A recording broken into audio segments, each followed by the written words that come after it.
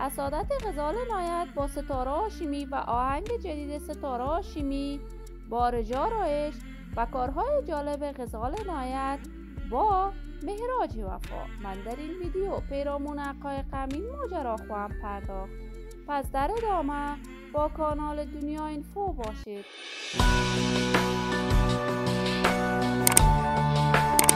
سلام و سلامتی ایام به کامتان باد.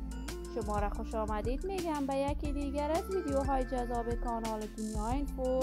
برای دوست شدن با این کانال علامت سابسکرایب را فشار دهید تا از ویدیوهای دیگر کانال دنیا اینفو هم آگاه شوید. غزال عنایت هنرمند خوش صدای افغانستان یکی از هنرمندان بی‌بدیل و ناماشنای کشور بوده است. غزال عنایت را میتوان گفت یکی از هنرمندان سابق دار کشور است. بیشتر از 10 سال می شود به طور مسلکی کارهای هنریش را در هنر موسیقی افغانستان ادامه می دهد. غزال عنایت طرفداران و رقیبان هنری خاص خودش را داشته است. وی تابعیت کشور کانادا را دارد، ولی به خاطر کارهای هنریش دوست دارد در کشور دبی و ترکیه زندگی کند. غزال نه تنها هنرمند خانواده‌اش است، بلکه 2 خواهر دیگرش هم از جمله هنرمندان خوب کشور بوده است. غزال عنایت همه ساله کنسرت‌های برای دوستداران و طرفدارانش برگزار می‌کند و جدیداً غزال عنایت رقابت هنری خود را با ستاره هاشمی یکی از هنرمندان کاملا تازه کار کشور اعلان کرده است و بیان کرده است: من خوبتر از خیلی هنرمندان افغانستان می‌خوانم و غزال عنایت پیشنهاد دوستی و اجرای آهنگ دوگانه برای مهراج وفا داده است و مهراج وفا با کمال میل سرودن آهنگ دوگانه با غزال عنایت را پذیرفته است.